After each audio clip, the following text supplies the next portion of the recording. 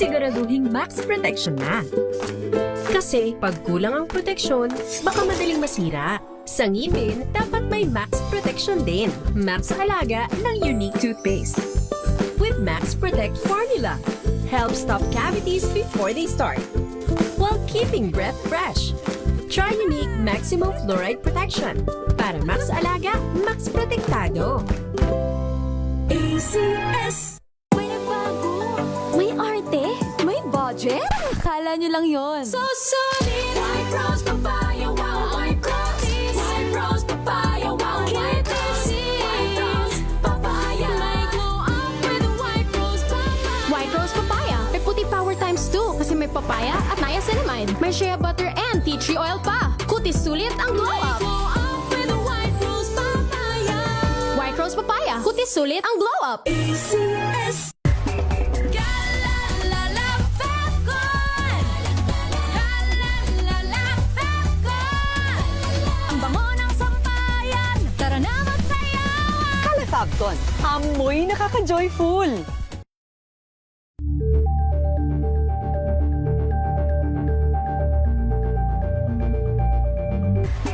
Galalala Fefcon! Galalala Fefcon! Ang bango ng sampayan, tara na magsayawan! Calefabcon, amoy nakaka-joyful!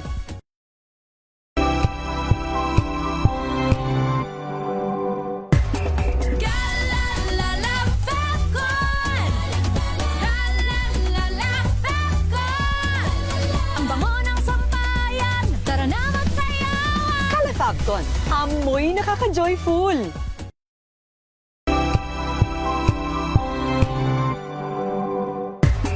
Galalala Fefcon! Galalala Fefcon! Ang bango ng sampayan, tara na magsayawan! Calefabcon, amoy nakaka-joyful!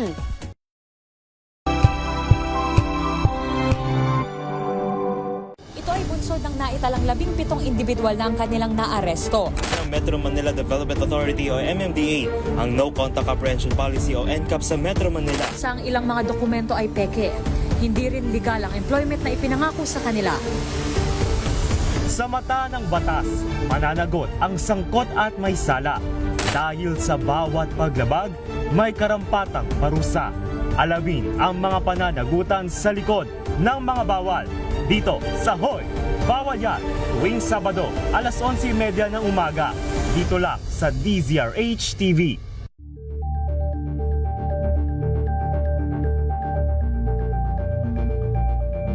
Tumunog na ang gantingan para sa kalikasan.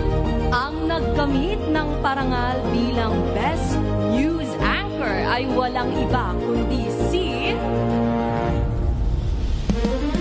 Angelo Palmones ng Magandang Umaga Pilipinas, DZRH Radio 666 kHz.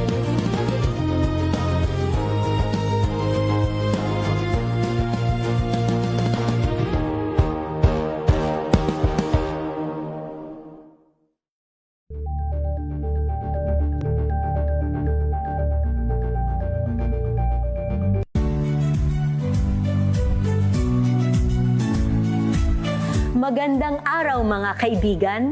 Ito po ang inyong balerina ng bayan, si Lisa Makuha Elizalde, na nag-aanyaya sa inyong samahan kami at ang aming mga espesyal na panauhin para sa kalahating oras ng masayang kwentuhan sa aming programang Art to Art, kung saan ang usapang sining at kultura ay para sa lahat.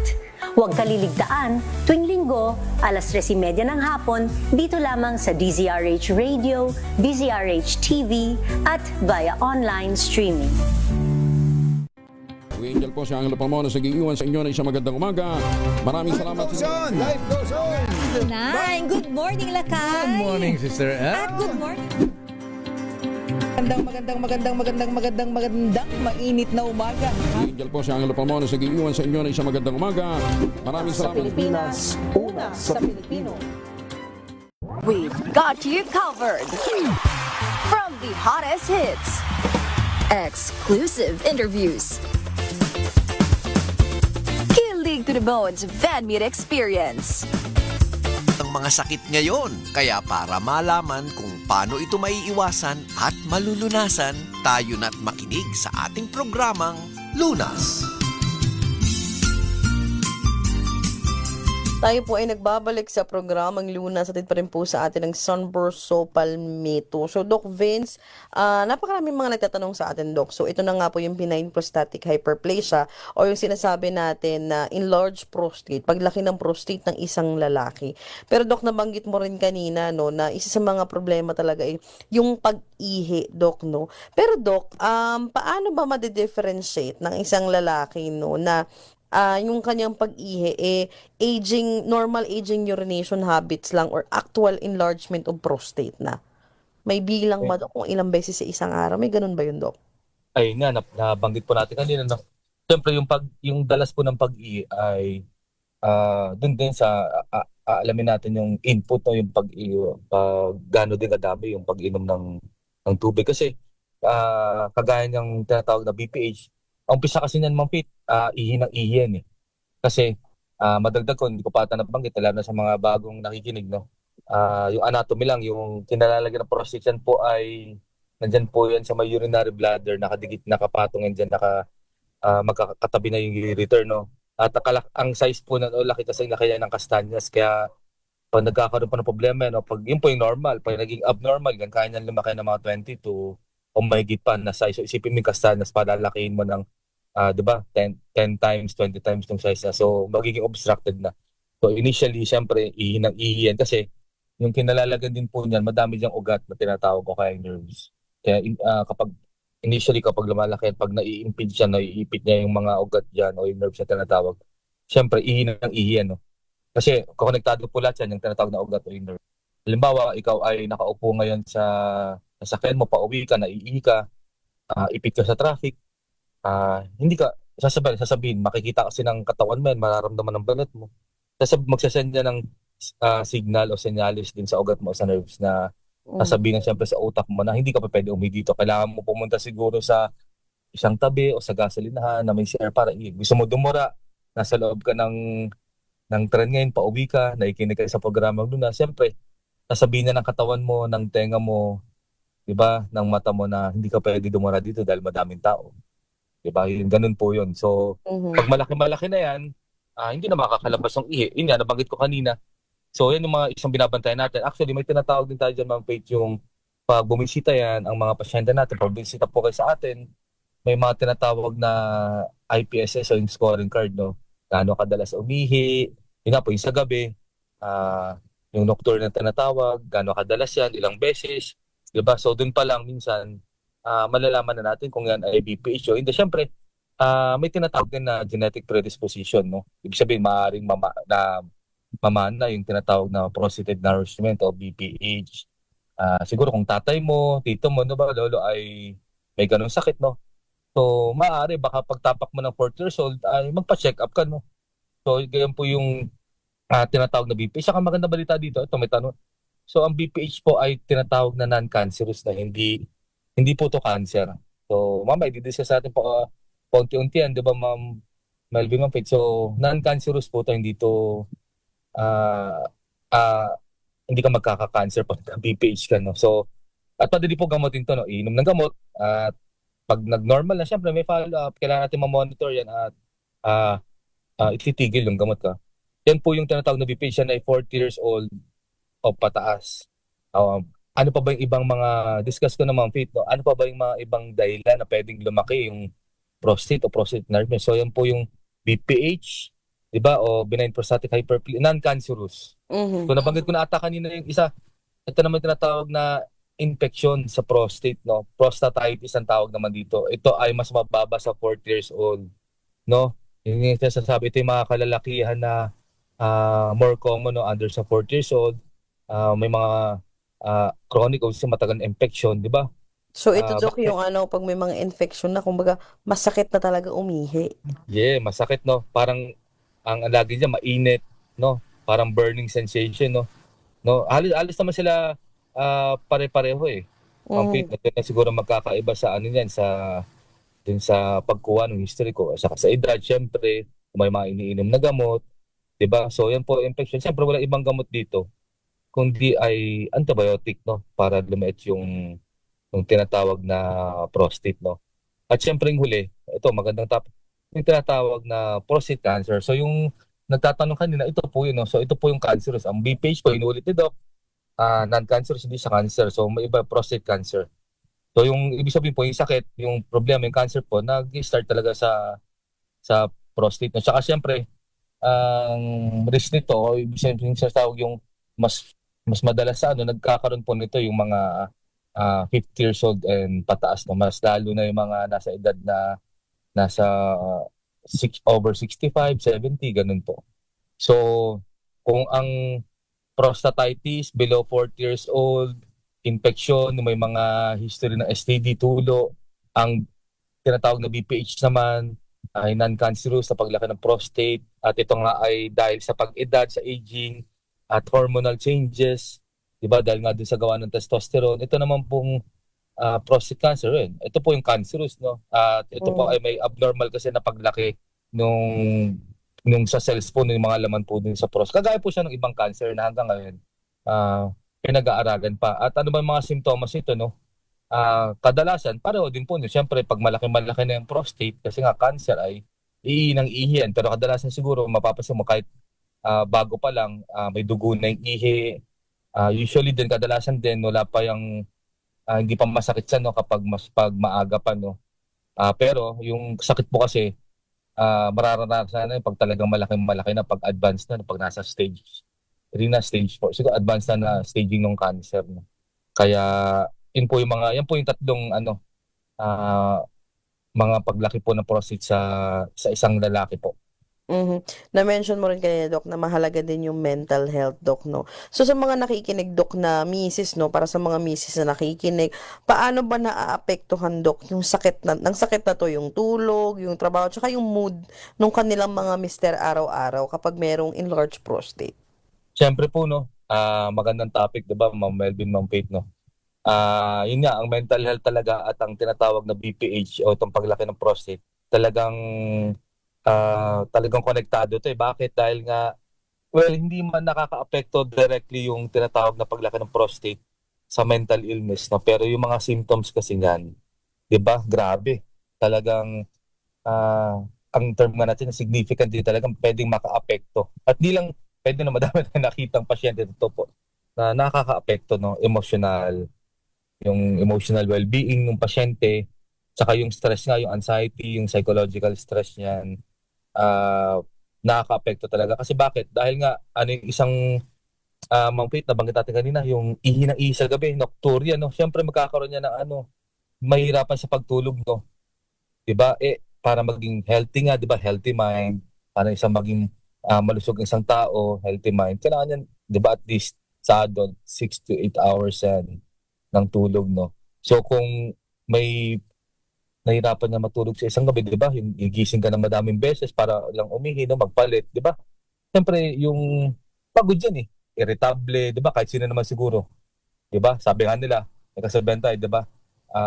Biruin mo na raw yung yung lasing, wag lang, diba? Yung taong kulang sa tulog o yung bagong gid, diba? Kasi, diba, kahit sino naman, kahit di ka naman uminom, puyat ka, diba? Tapos 4 na oras, 2 oras ang papasok ka naman, irritable ka, diba? May nahirapan ka mag-concentrate sa trabaho, diba? O nabanggit ko na kanina, anxiety, diba? Kasi syempre lagi kang nag-worry, ano kaya haharapin ko bukas sa opisina, sa pamilya ko, diba? Kasi hindi mo alam, nasa opisina ka, hindi mo alam kailan ba ako maiihi, baka mamaya nasa meeting ka, kailan ako maiihi na naman, kaharap mo yung, diba? Diba? Tapos baka nasa biyahe ka, katulad nga ngayon, baka nasa train ka, nasa sasakyan ka, baka maiihi ka din sa loob ng commute mo, sasakyan man yan, diba? Apex o sa sarili mo sasakyan, o diba? Ano pa? Nagkaka-apekto yun sa ito real talk na, diba? At maganda, nakaka-apekto rin siyempre din sa intimacy, diba? Kaya nagkakaroon tayo ng tinatawag na gap, diba? At unmet needs gap din sa mag-partner. Diba? Kasi siyempre kung pagod ka nga naman, diba? Kasi yung paglaki mismo ng prostate, yung BPH itself is, diba? May na nga yun, may tinatawag na na-apekto na nga yung sexual function, diba? So maapektuhan na siyempre yung yung confidence, di ba, ng isang lalaki, yung self-esteem. Sa relasyon mo sa partner mo, pag nagkaroon kayo ng unmet needs, yan yung kailangan na i-breach niya ng gap natin. Kaya syempre, mapupunta rin doon sa tinatawag, laging sasabi doon, di ba, kung nabanggit natin kanina na ang target natin is mabalik yung quality ng life, di ba? So, ito naman yung kabaligtaran niya, ma-reduce naman na mababawasan yung quality ng life, no?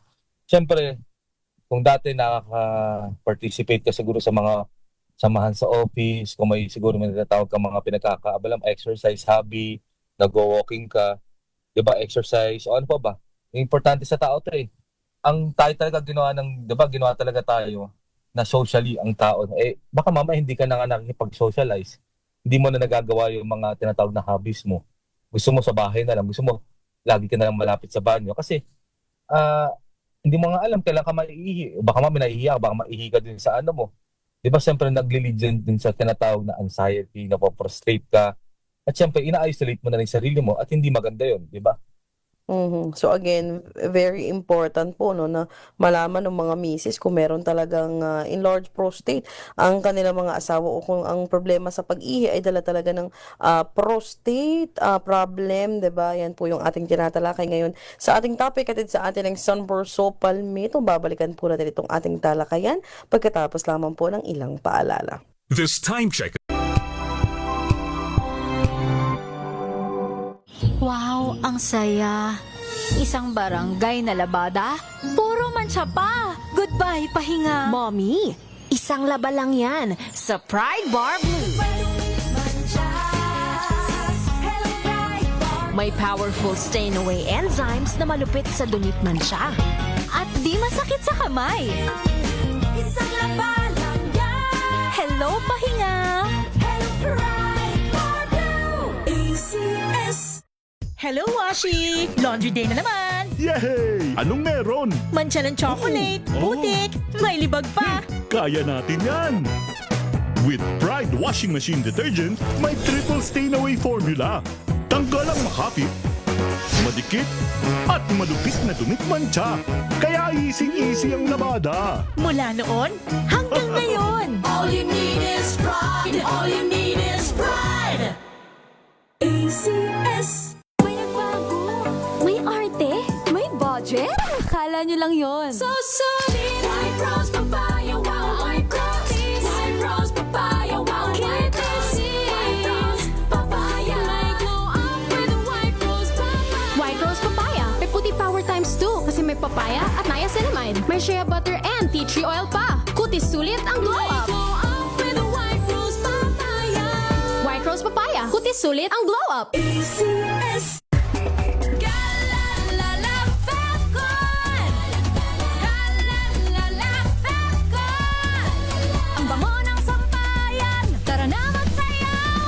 Calefacton, amoy nakaka-joyful.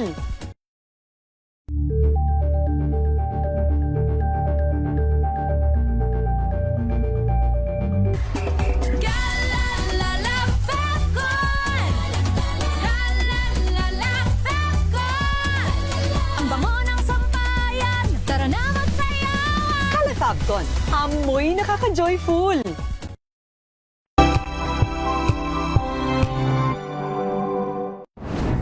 Kung good vibes ang hanap mo, dito ka na sa sigurado. Mula sa mga istoryang nagbibigay ng inspirasyon hanggang sa mga kwentong may dalang solusyon. Mga balitang pampagaan ng pakiramdam at pampaganda ng araw. Hindi lang ba sa good news, kundi the better news. Mula Lunes hanggang Biyernes, 1:00 ng tanghali sa DZRH TV. Better news. Una sa Pilipinas, una sa Pilipinas. NBS, Trending and Viral Show. Nakahandang sa ating balitan mga kaibigan sa Rapido Hataw. Public Service Hour. Siyempre pa, una sa Pilipinas. Una Yan ang kabuhanan din palatuntuan ng break time. Sabay niyo na po ang mga balita at talakayan sa balita. Than cure. Kaya para sure, atin ang pakinggan ang palatuntunang pangkalusugan. Lunas. Lunas.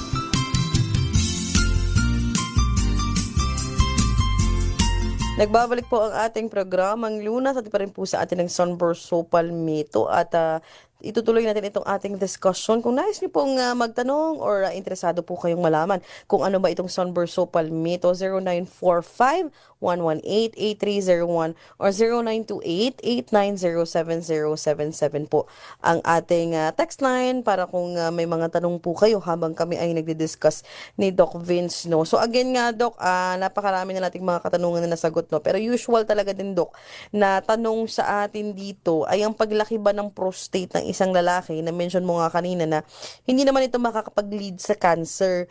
Pero Doc, sa mga gusto pang magkaanak, pwede pa rin ba silang magkaanak kahit may enlarged prostate sila? Yes, tama po, no. Pwede naman magkaanak, no. Ano ba ulit yung function na banggit natin kanina? Ang ginagawa ng prostate natin, katuwang na yung enzyme o yung likido na kasama dapat healthy, nag-secretion din sa similyan, no. Yan yung nabanggit mo, Pete, yung tinatawag na sterilization. So iba naman pa, pag sinabi kasing sterilization, yan yung tinatawag na vasectomy, no? O puputulin yung daanan ng similya, no? Ang prostate enlargement kasi, inulit ko po, yan po ay non-cancerous na paglaki ng prostate na nare-restrict nyo. Siguro, indirectly, naapektuhan yung tinatawag na yung sa reproductive dahil lumalaki nga yung prostate nyo. Siguro nagkakaroon ng retrograde, ibig sabihin mabalik yung ejaculation. Ibig sabihin natin siguro yung fertility na apektuhan niya dahil naapektuhan yung pag-deliver. Di ba nabanggit ko kanina, yung daan, pag lumabas kasi dapat, di ba, imagine po natin na yan na highway, dapat pa nagbiyahe yan, nag-travel yan, ay walang traffic, no? So, siguro naapektuhan ng BPH po indirectly yung tinatawag na fertility ng isang lalaki dahil nababarahan yung pagdaloy ng similya imbes na dun sa tinatawag na sperm production. Kasi nga, pag malaki yung prostate, pwede madagdagan ng pressure yung tinatawag na dun sa urethra, yung sa daanan sa butas nung lalabasan po nung sperm o nung similya natin at ejaculatory ducts na tinatawag. Kaya pwede po magkaroon ng impaired, no, o hindi maayos yung paglabas po nung tinatawag na ng similya o yung sperm ng isang lalaki kasi nga nagkakaroon po nung retrograde. Retrograde sa Tagalog, bumabalik, hindi kompleto yung paglabas nung kulang yung sperm. Halimbawa, kung ang sperm na nilalabas mo dati, halimbawa, kung ang sperm o yung similya nilalabas ng healthy na lalaki, halimbawa ay dapat ang score, ang ano niyan ay 10, siguro pag lumalaki yung prostate, baka nagiging 4 lang yan, 3, diba? So kulang yung hindi healthy, yung tinatawag na similya. Yan po yung ano. Pero kung yun na po, kung ang paglaki naman ng prostate ay tinatawag na madagdag ko lang na prostatitis o yung inflammation, infection doon sa prostate, nasisira naman niya yung tinatawag na yung quality ng sperm. Ibig sabihin lang, sa Tagalog, kunwari ang sperm ay dapat yan ay kulay puti, di ba? At siguro yan ay nagiging, di ba? Nagiging kulay brown, nagiging parang kulay kanal, no? Hindi siya healthy naman pag ang dahilan ay tinatawag na prostatitis o infection, no? Hindi rin siya healthy, kaya hindi rin mahirapan din pagdating sa fertility ng lalaki na tinatawag. Ayan. So again, very important po, no, talagang maging knowledgeable yung ating mga kalalakihan tungkol dito sa paglaki ng kanilang prostate. Na sabi nga ni Doc, very natural when aging, no, pero sa mga kalalakihan kasi, Doc, marami ding takot magpa-check up, no. And kapag minamention daw, Doc, yung sinasabi mo lagi na yung digital rectal exam, parang natatakot sila. So may mga bago na ba ngayon, Doc, or may mga bawas ka ba ng mga test para malaman if may BPH sila? Well, syempre yun nga, no? Sa yung scoring card, kung hindi man magawa yung tinatawag na DRE, yung po yung digital rectal exam, yan po yung tutuwad, tinutusok po yung puwet. Kasi yan lang po yung paraan para makapa yung prostate. So yun na po, may tinatawag naman tayong IPSS, yung scoring card, o kaya pwede rin nating makuha yung dugo, yung tinatawag na PSA. Yung kukuha po kayo ng dugo ng prostate specific antigen yan, titingnan yung level ng yung prostate enzyme sa katawan ng tao. Pwede rin siyempre i-ultrasound ang isang lalaki para makita natin yung itsura ng tinatawag na prostate, no?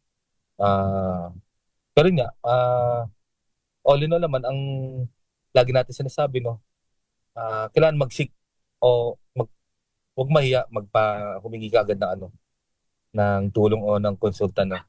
Kung sa tingin mo, ikaw may problema sa BPH, baka kasi mamaya hindi naman BPH, diba, Ma'am LB, Ma'am Faith, madami rin ibang sakit na madalas ang pag-ihi. Diba? So, pag napansin niyo po na kayo ay may BPH, tapos, diba, parang may anxiety kayo, nade-depress kayo, o yung mga ginagawa mong bagay noon ay hindi mo na ginagawa ngayon, nagkaroon ka na ng, kahit hindi ikaw mismo, kung may mga nakikinig dito na mga asawa o partner, diba? Diba? Kung napansin mo yung partner mo o kapamilya, diba? Hindi maayos ang tulog, diba? Kahit na umiinom na ng gamot, nagpakonsulta na kayo, siguro worth naman na i-discuss yung mental health and yung physical mo sa healthcare provider, no. Tandito kami. Siyempre handa kami makinig at tumulong, no. Hindi pwede yan sarili, 'di ba, Ma'am Faith, Ma'am Melvin, no. Pinopromote nga natin ang mental health, ang healthy minds ngayon. Kasi gaya nitong BPH ito, madami. Kahit sa clinic minsan nagtatalo, mag-partner yan, mag-asawa, totoo, anak. Hindi nga kasi naintindihan yung sakit, no. Katulad yun, on the rise ng COVID, magandang example lang, maiba lang ng konti, 'di ba, Ma'am Faith? Kasi iniisip mo nakakahawa. Tapos hindi naman pala nakakahawa, baka iniisip mo hindi ka nakakahawa. Tapos nagkakalat ka pala ng virus, di ba? Ganun po yun eh. Kaya din tumataas ang COVID. Siyempre madaming tinetest, pero kaya din tumataas yan dahil hindi na nga kasi masyado usang face mask, no? Minsan, ayun nga, lalo ng Pilipino na lalaki, di ba? Hindi yan, papasok pa rin yan ng trabaho, babiyahe pa rin yan, para kakayod dyan. Di ba? Lalo na sa ekonomiya ngayon, napakahirap ng ekonomiya natin, no?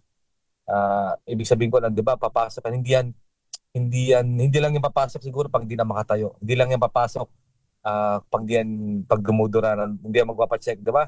Papacheck up lang yan pag dumudura ng dugo, pag umihi ng dugo.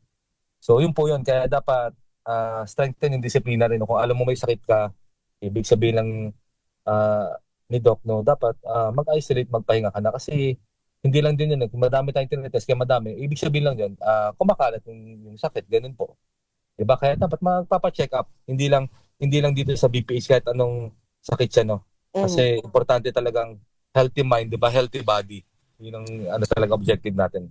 Ayan. Sabi nga ni Doc, very important na magpa-check up at kung kayo ay ma-diagnose na, no, ng benign prostatic hyperplasia, may good news naman po dahil may mga gamot na kayong pwedeng inumin at yan po ang i-discuss natin sa pagbabalik po ng ating programang Lunas atid sa atin ng Sunburst Palmetto. Muli po, kung nais niyo pong makisali sa aming talakayan, 0945-118-8301 or sa 0928-890-7077. Kami magbabalik pagkatapos po ng ilang paalala. This time check is brought to you by... Hello, Washi! Laundry day na naman! Yay! Anong meron? Mancha ng chocolate, putik, may libag pa! Kaya natin yan! With Pride Washing Machine Detergent, may triple stain-away formula. Tanggal ang makapit, madikit, at malupit na dumit-mancha.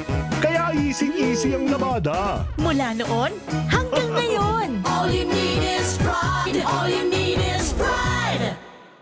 ACS. May nagbago. May arte. May budget. Akala nyo lang yon. So solid. White rose papaya, wow, white rose. White rose papaya, wow, white rose. White rose papaya. May glow up with white rose papaya. White rose papaya. May puti power times 2 kasi may papaya at niacinamide. May shea butter and tea tree oil pa. Kutis sulit ang glow up. Glow up with white rose papaya.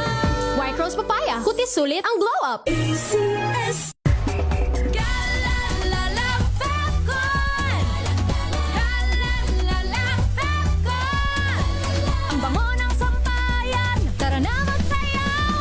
Calefacton, amoy nakaka-joyful.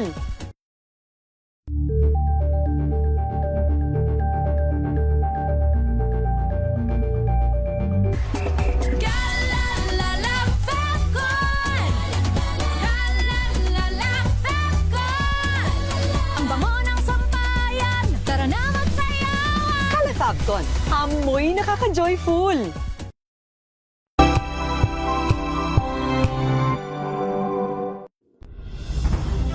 Tuloy-tuloy ang pagtulong, tuloy-tuloy ang pagseserbisyo, at tuloy-tuloy ang balitaan kasama si May Binauhan sa Operation Tulong mula Lunes hanggang Biyernes.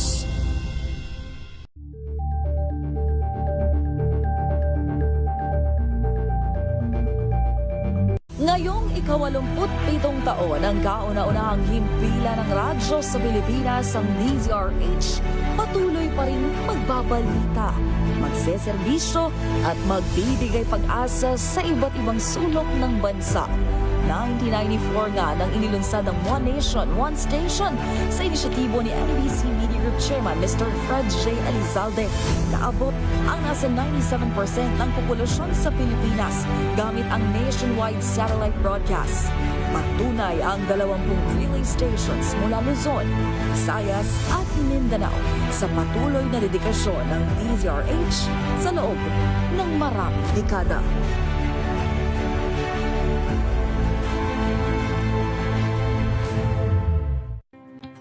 Samahan niyo po ako hanggang 7:30 ng gabi.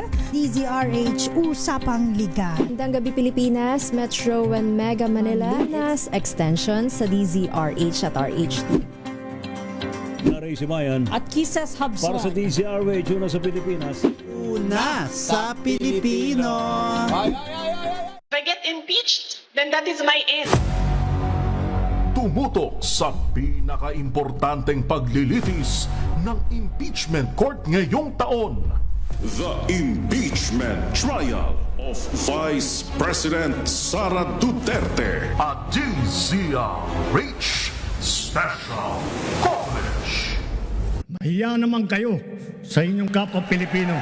Isang taon ng politika, ekonomiya at pagtanaw sa mga pangako. Agrikultura, ayuda at pananagutan sa harap ng aligasyon. The Constitution's answer is very clear. Power belongs to the people. Korupsyon. Huwag mo akong pigilan sa mga insertions ko. Huwag ka nang makialam sa budget para sa pagdi-deliver ng male-maletang pera patungo sa bahay ni Speaker. How can I be the mastermind? Panawagang aksyon ni Juan, tunay nga bang napakinggan? Mabuhay po kayo at mabuhay ang bagong Pilipinas. The President's Agenda, a DZRH special coverage. Ang ikalimang State of the Nation Address ni Pangulong Ferdinand Marcos Jr. Lunes, ika-27 ng Hulyo, maging una sa balita. At malulunasan ng iba't ibang karamdaman, atin ang pakinggan ng programang Pangkalusugan, Lunas. Nagbabalik po ang programang Lunas at pa rin po sa atin ng Sunburst So Palmetto. So, Doc Vin, sa mga nagtatanong, no, kapag pinag-usapan ba ang benign prostatic hyperplasia, usually, Doc, ano ang sinasuggest nyo na gamutan, diba, or treatment plan para sa mga pasyenteng diagnose po nito? Well, number one, no? So, lagi nga sinasabi nito, bago tayo pumunta sa medication, Ma'am LB, Ma'am Pete, no? So, lagi nga sinasabi, Doc, pinapromote natin yung non-pharmacology. Lifestyle change, di ba? O, nabanggit natin kanina, di ba? Dapat i-reduce na yung mga maaalat, matatabang pagkain dahil nandyan po nanggagaling ang cholesterol, yung mga steroid hormone na tinatawag, no? Eh, alam nga po natin dahil number 1 sa aging, sa pag-edad, number 2 hormonal, yung sa testosterone, no? Which is steroid hormone, no? O, babawasan na rin yung tinatawag ng mga diuretic, alcohol, kape, di ba? Mm-hmm. Tapos siyempre magpipigilan yung pag-ihi, no? Saka maintain yung healthy o yung tamang timbang at mag-exercise regularly. Paano tamang exercise? Ang laging tanong eh. So sabi nga sa WHO sa 30 minutes daw at 180 minutes in 7 days in a week, no. Tapos yun nga po. May mga pwede tayong inumin. Pupunta na tayo dito. Ito yung pinaka-exciting na part. Papunta na tayo dito. So may 3 uri kasi yan eh. Tatlong grupo ng gamot na tinatawag. So bukod dun sa nag-exercise na ako, Doc, di ba, lahat yan ginawa ko na, Doc.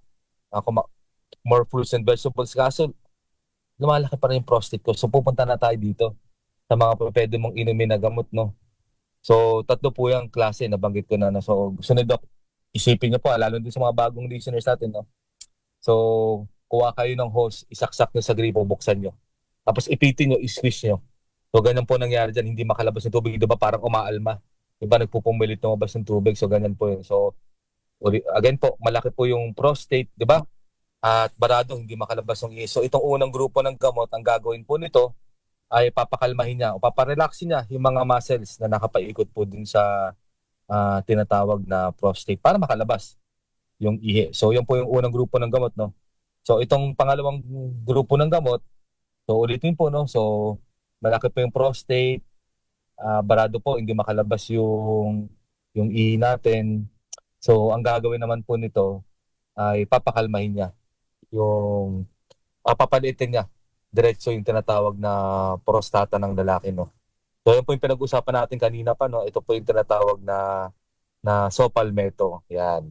Yung huling grupo, yung pangatlo, ulitin po, no? So, malaki po yung prostate, umaalma, hindi makalabas yung ihi. So, ang gagawin po nito, yung kombinasyon, yung unang dalawang nabanggit natin, no? So, papakalmahin na po yung, relax yung muscles na nakapaikot dun sa prostate, and at the same time po, papaliitin niya. Targetin yung tinatawag ng prostate.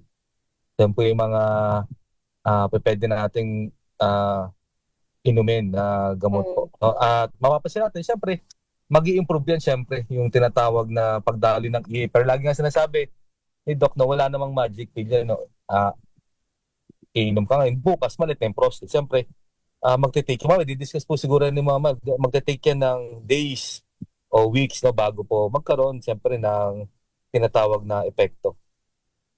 Ayan, again, so importante po na alam niyo ito, no, sa mga kalalakihan. So, kasama din po natin ngayong gabi si Ma'am Melvin Tremor mula po sa Sunburst Palmetto. So, Ma'am Melv, sa mga nagtatanong po ng mga kalalakihan, na-mention nga kayo ni Doc, no, nakasama sa mga grupo ng gamot na makakatulong for enlarged prostate ang Sopalmeto. So, Ma'am Melv, ano po ba itong Sopalmeto, Ma'am? Opo, ma'am. Ang Sopalmeto po, ito po ay isang small palm tree po na matatagpuan lang po sa Southern Europe, sa Africa, at saka sa coastal region po ng Amerika. Ang bunga po nito or yung fruit ay ginagamit for medicinal purposes pagkatapos patuyuin. Ayan po, no. So again, ito ay a natural supplement na ginagamit na sa ibang bansa. Kaya good news, hindi na kailangan operasyon agad. Sabi nga ni Doc, pwede kayong mag-take ng mga kagaya nito, ng mga natural medicine. So ano po ba yung kagandahan nito, Ma'am Melvs, no? Kumpara po sa ibang gamot or conventional drugs for enlarged prostate? Opo, ma'am. Ang Sunburst Palmetto po, ito po yung brand Sunburst Palmetto, ay pure Palmetto po, na base nga po sa pag-aaral. Ang pure Palmetto lang po ang mabisang nagpapaligid ng prostata. At mas mabisa po ang Sunburst Palmetto compared po sa mga medication na drugs po para sa BPH. Makikita po ang effect po 4 to 6 weeks po kumpara po sa mga conventional drugs po. Nakikita po yung effect 6 to 12 months. Ang pinaka-importante po, ang ating Sunburst Palmetto ay free of side effect. Ayan, again, free of side effects po lahat yan. So again, ito po ang Sunburst Palmetto. So sa mga nagtatanong, Ma'am Melvs, at diagnosed na, no, with benign prostatic hyperplasia, saan po mabibili, magkano at paano po ang tamang pag-inom nito? Opo, ang ating Sunburst Palmetto po ay mabibili sa lahat ng Mercury drugstores nationwide. Sa Watsons po, available din kami online sa Shopee at saka sa Lazada. Hanapin lang po ang aming shop name sa Lotari Inc. Ito po ay 22 pesos per capsule po at ang pag-take po is 2 capsules a day after meal. Ulitin ko lang po, pwede po kayong mag-take sa aming hotline numbers 0945-118-8301, 0928-890-7077 at pwede din po kayo mag-message sa aming Facebook account. I-type lang po Sunburst Palmetto. Ayan po, Sunburst Palmetto sa mga nakikinig sa atin at may benign prostatic hyperplasia or enlarged prostate ng mga kalalakihan, pwede na po ninyo itong mabili kahit online man, no? So again, hindi nyo na kailangan tiisin ang discomfort na dala po ng pagkakaroon ng enlarged prostate. At dahil po dyan, wala na po kaming oras at kailangan na namin magpaalam ngayong gabi. Ngunit kung nais nyo pong magtanong pa rin or mag-inquire po tungkol sa paggamit ng Sunburst Palmetto, muli, Ma'am Melbs, ano po ulit ang mga numbers, ma'am? Para po sa inyong mga katanungan, patuloy lang po kayo mag-text sa aming hotline numbers 0945-118-8301, 0928-890-7077. At pwede po kayo mag-message sa aming Facebook account. I-type lang po Sunburst Palmetto. Ayan po ang mga numero ng Sunburst Palmetto. Pwede rin po kayong mag-check online Sunburst Palmetto sa kanilang mga social media pages para po kayong makapagtanong at masagot ang inyong mga questions tungkol po sa enlarged prostate at kung paano makakatulong ang Sunburst Palmetto. Doc Vince, maraming salamat pong muli sa pagbibigay ng oras, Doc, at pagsagot sa ating mga katanungan ngayong gabi tungkol sa prostate alert. Nako, maraming salamat po, no. Bago makalimutan, naalala ko lang yung mga pinag-usapan natin na Nutrition Month pa lang ngayon, sineselebrate natin ngayong July, no? At saka yung tinatawag na National Blood Donors Month. Kaya ina-encourage namin kayo, namin nila Ma'am Faith, nila ang programa, mag-donate kayo, no? Baka mamaya mga ilangan kayo o kapamilya nyo, no? Napaka-importante ng dugo sa atin. Kaya doon po, maraming salamat po, no? Tatandaan po natin kapag tayo ay healthy, tayo ay happy. Magandang gabi po. Ayan, magandang gabi po sa lahat ng mga tumutukan. Of course, Ma'am Melvin, maraming salamat po. Thank you din po at thank you po Doc Vince at Ma'am Faith at sa lahat po ng nakikinig sa atin ngayon. Magandang gabi po. Maraming salamat Ma'am Melvin Tremor and Doc Vince. At sa lahat po ng mga tumutok sa ating programang Lunas, ako po ang inyong nakasama din. Faith Silver Clamor, lagi nagpapaalala na prevention is better than cure. Magandang gabi po Luzon, Visayas at Mindanao. Mga kalunas, tandaan, bawat karamdaman ay kayang lunasan. At para madagdagan pa ang kaalaman, manatili pa ring nakikinig dahil ang Lunas may extension na sa ilang saglit. Lunas Extension.